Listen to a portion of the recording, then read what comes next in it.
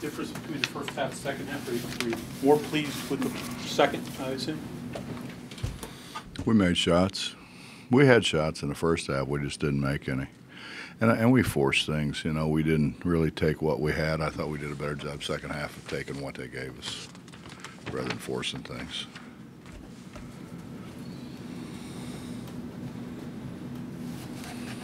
Sags up. Pardon? Sags. See how You are a negative son of a gun, aren't you? I mean, we scored 98 points, and you want to bring up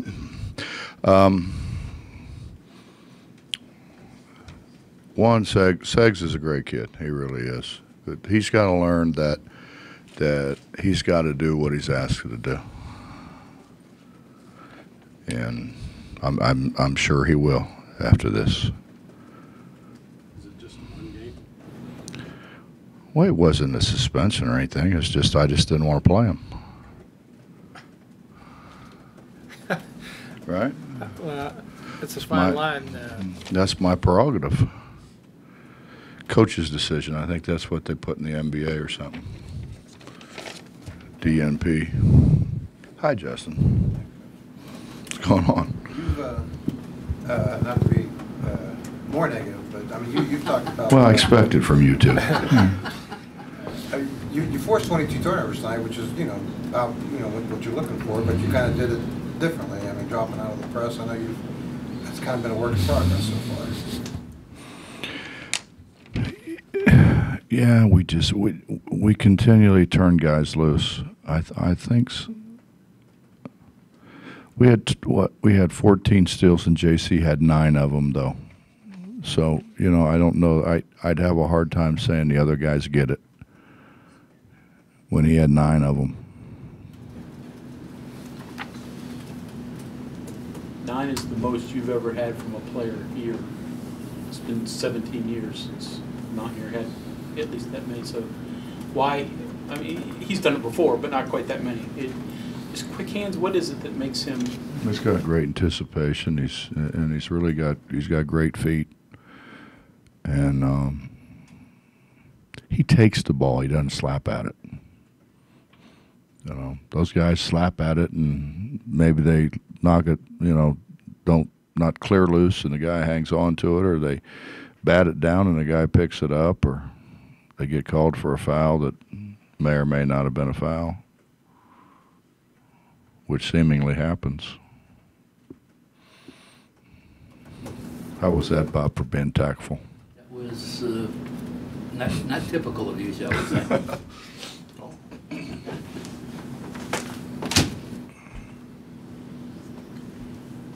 Coach, you said after the first game you didn't feel like your team was in shape. Was that because guys couldn't go in practice? They didn't go hard enough in practice?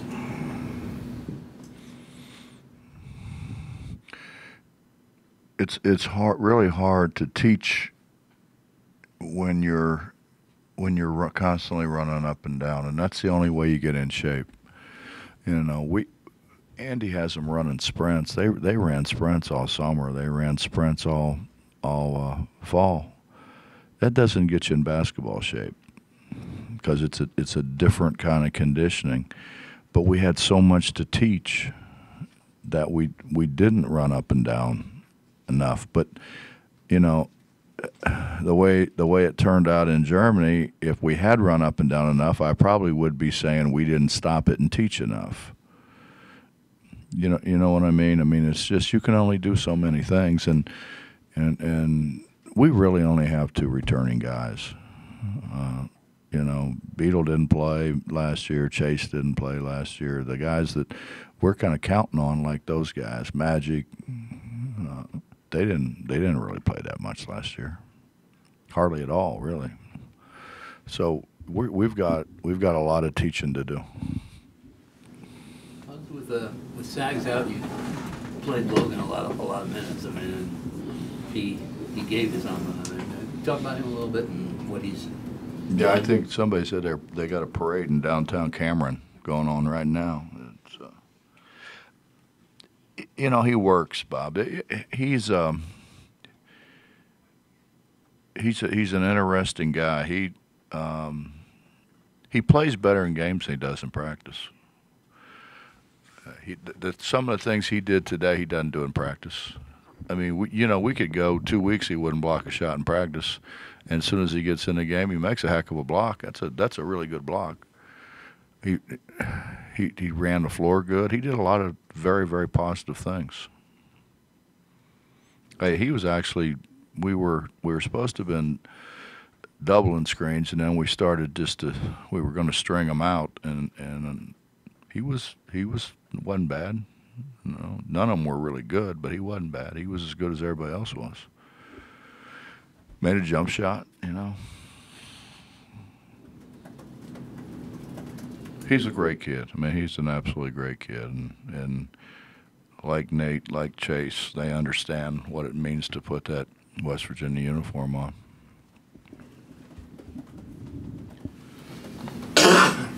Beetle had a little spurt there. How important was that? That sort of got you guys rolling, it seemed, early in that second half. That's what we put him in for. It's not his lockdown defense, you know what I mean? That's what we put him in for, to make shots. And the hard thing is sometimes get those other guys to realize that's why he's in the game. He was open, I thought, several times in the first half, and we didn't get him the ball when we should have got him the ball. Has he improved any defensively? Yeah. You can't do what we do every day and not get better. But that also comes in degrees. Bob, the fact that you got 20 from JC and 20 from Dax, are those two guys the ones that are going to have to make up points this year?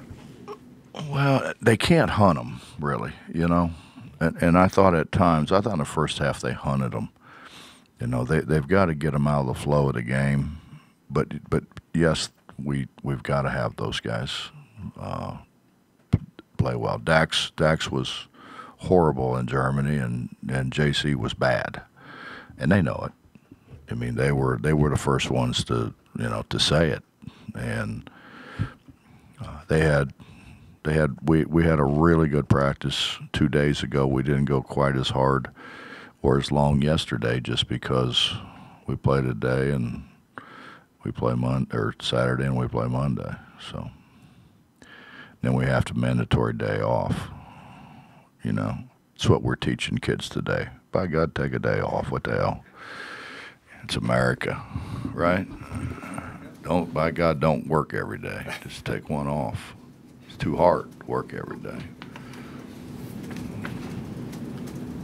I don't get it. Anything else? Just one more thing. Bob, you out-rebounded this team, and it just, from my observation, it looked like you had a lot of hands on balls, but I wasn't sure that you were real strong rebounding. We weren't. We do things, we just don't do things consistently. Yeah, we don't turn and hit our guy every time the ball shot, which we really need to do. We got spoiled because Devin kind of cleaned everything up for 3 years, and Elijah was better than what our guys are rebounding right now. He wasn't as good as Devin, obviously, but Elijah, if you recall, this time of the year we were wondering if Elijah was going to be good enough, to do what he had to do, and he got better and better and better, and he ended up being a really good player. And that's the hope for Lamont and Wesley Harris and those other guys, that they continue to get better, continue to make strides, continue to understand better. And it's sometimes it's hard to play against teams like this that they all pass it pretty good, and they all move good. I mean, they're running that Georgetown stuff pretty good, and it's just 6'9" guys guarding 6'3" guys.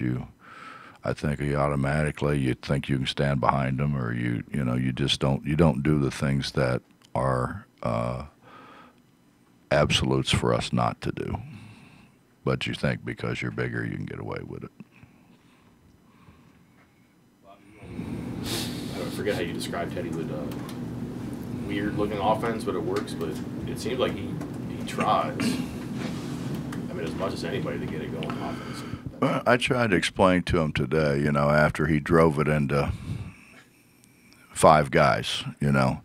I don't have a problem with him driving it, but we got to move those people out of the way before you do that. You know, that's offense. You know what I mean? You don't hand the ball to a running back and tell him to run through 5 guys without a plan, you know. And Teddy just he doesn't have a plan sometimes. And we gotta teach him what's a good shot and what's not a good shot, and when to go and when not to go, and when we can ISO and when we can't. But he'll learn. I just hope it's soon, but he'll learn.